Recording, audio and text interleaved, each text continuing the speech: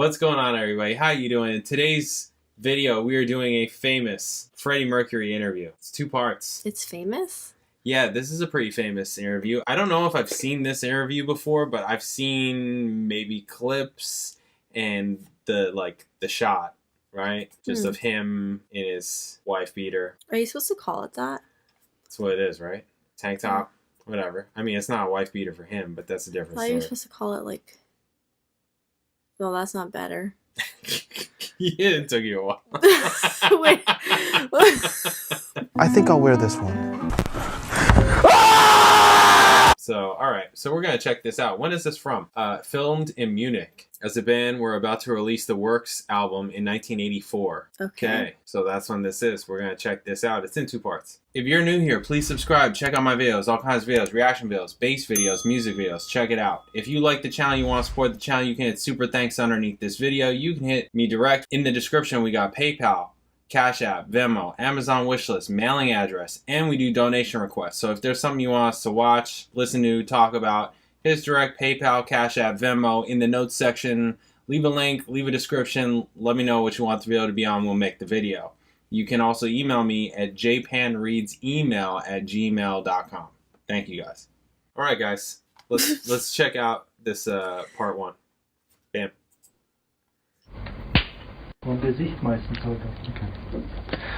How does it feel at the end of a day like that? Do you like your job in an evening like that? I love my job, but I hate talking to people like you. Damn. Thanks. No, I mean, I love it right now because I said earlier on, you're the last person I'm talking to, so you probably get the best interview, darling, don't I? Damn. I mean, the whole thing like this afternoon when you have to talk to so many journalists, what goes Well, inside? it's part of my job, so I have to do it. We don't do it that often, so I mean, it's like, this is the first kind of press conference we've had for a long while, 3, 4, 5 years maybe. So I don't mind it. If I had to do this every day, forget it. Do you sometimes have the feeling that, I mean, obviously people are asking the same questions all the time, that your music is your statement and not the talking? No. I think it's more than music, we're personalities, so you talk about more than music. I mean, if all you talked about was music, depending on if you're a music paper, then you talk about music. But there's more to us than just writing songs. I mean, we do other things, and we have characters, and depends what you talk about. So I don't mind it. No. And of course people ask the same questions, because some of the questions are current, and they want to know about the same things. So ask me about my solo album then, huh? Yeah, what about your solo album? Oh, it's great. Of course it is. Does it sound very different? Yes, it sounds. Hopefully it's not finished yet, see, so I don't know how it's going to come out. But at the moment, I've worked on it for about 2 or 3 months, and I was supposed to finish it before the Queen tour, but I need a bit more time. And it's sounding good. It's nice to actually play with different people, because I've always played with Queen all the time, and so I had there's a drummer the session drummer from Munich, and a guitarist from Munich, so basically all German players, and it's made my song sound different, To people outside, it sometimes feels funny or special that there are so many solo projects, whereas the band is still going as well on the side. How would you analyze the influence of the solo stuff for the band when you come back together again? Is that an advantage that you're 4 strong writers who also do stuff on your own, or does it? Yes, I think. In a funny way, I thought, because I think this is one of the few groups that all 4 members write, and I thought that we'd be doing solo albums much before this. But I think, in a funny way, when we do a Queen album, they are like 4 solo projects within themselves anyway, because I mean, I have my bunch of songs, Brian has his, and Roger and John, and so it's like 4 little solo projects working side by side, and then we put them all together. So I think that was the reason that we didn't actually go and do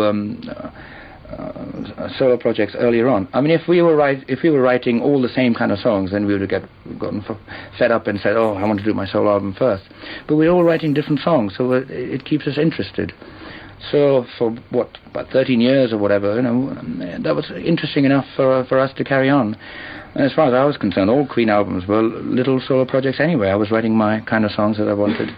But now I think the time has come where I want a whole album of my own, and Roger's done 2 already, so I think most people thought that I would be the first one to have a solo album, and then the band would, Queen would break up and all that. But here you are, after 13 years, 4 old ladies are still rocking away.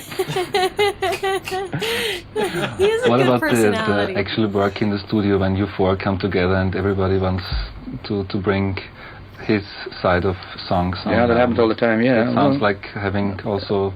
It's like a cockfight, isn't it? Yeah. Yeah. Well, we've 4 cocks fighting. God, it's getting nice. This. Yeah, but the funny thing is, this sort of happened almost when we met, the 4 of us, and it's just. You won't believe it. I mean, people think that, okay, now they're fighting. We fought on virtually the first day, because we used to know each other from university and all that, and we used to fight about musical ideas and this and that, because we're all very strong characters, we all have egos and all that, so we always kept fighting. But I think the fighting seems to keep us together, because I think sometimes, I think bands break up when there's one very strong person and the others get left out, and they think, oh God, this asshole's just too strong and we want to join another band. But the 4 of us are real. Actually, I can't say these 4-letter words. We're very strong individually, so we just keep going at each other. And I think the reason we've stayed together for so long is just none of us want to leave, because I mean, if you leave, it's like being a coward and you're going out. So we still keep going, and as long as the music is still there, and as long as the people are still buying the music, then it's okay. When they stop buying our records, then I'll say goodbye and do something else, become a strip artist or something. Yeah. What music you would strip? What music would you use? All the songs I've written. Oh, come on. Announcing a tour like that, if you think of the tour life that's ahead of you, is that a pleasant imagination, or do you hate tour life, basically? What, the touring? Touring and all this. It depends. I mean, this tour I'm looking forward to, because we haven't done it for 2 years. There was a time where we were doing tours so extensively, because I mean, we would go into a studio, make an album, and then tour the world, and then we'd go back, and that was the routine. I mean, I didn't have any time to actually break away, and we virtually did that for about 8 or 9 years. Wow. And that's why the last couple of years we wanted to break away from that format, because I was getting very bored, and so were the others, and just to get away and do different things and think about certain things. And so this tour I'm looking forward to, because if we haven't toured, and we can do different things. It's going to be it's going to be fresh, and otherwise there were tours I hated, because I mean, we used to do American tours that lasted for 3 or 4 months, and towards the end it was just terrible. I just never wanted to go on a stage again, because after a while the songs sounded very, if you're doing it for 3 months, you have to do the same routine, and you need time away so you can get freshness into it. And I think that probably happens to everybody. Yeah. What's the fresh element now in the new tour that you're me, my costume. No, it's just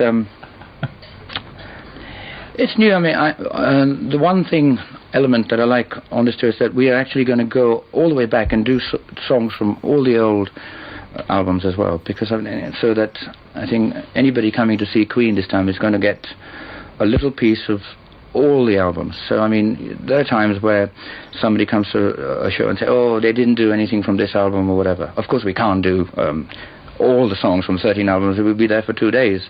But I think what we're doing is we're going to take, even if it's one song from one album or 2 from each, we're not going to leave any album out. So I think that to me is fun, because we've been practicing some of the early stuff. I mean, we were practicing Keep Yourself Alive and Liars from the first album.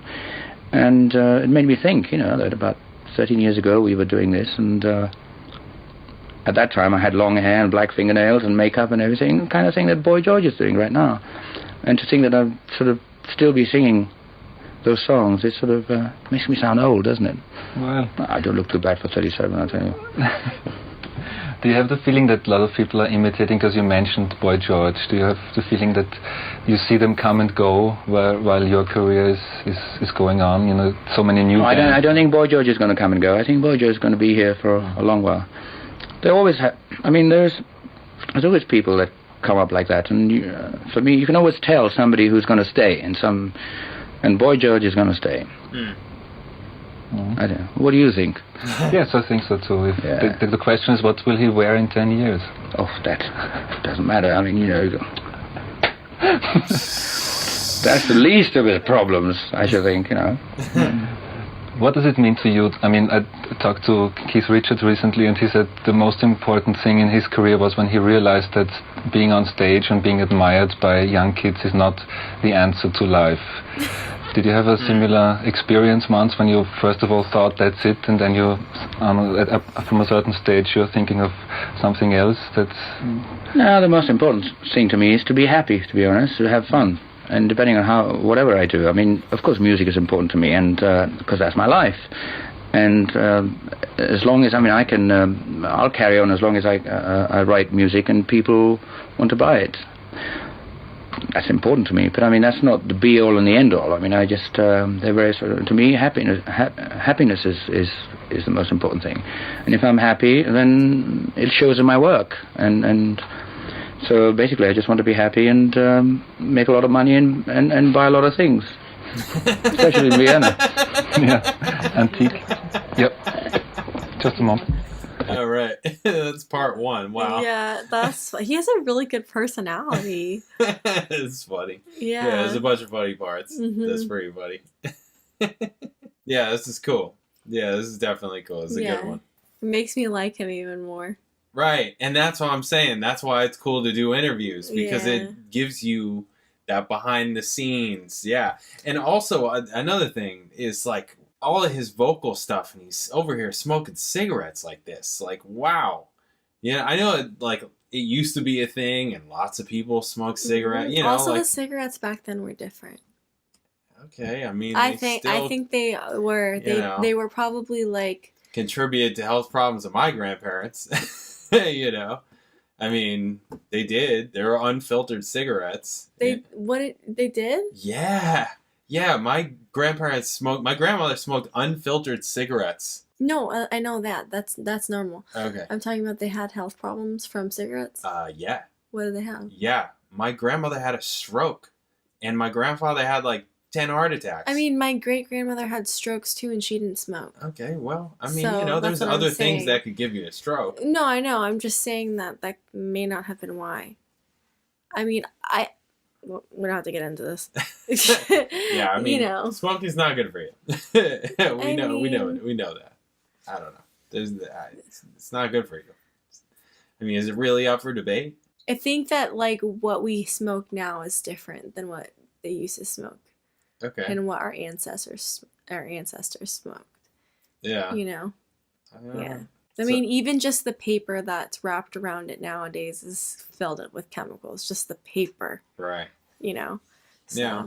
Yeah. Okay. Cool. All right. Wow. Part 2 coming up. Watch out for that. Catch you then. Later. All right. Bye.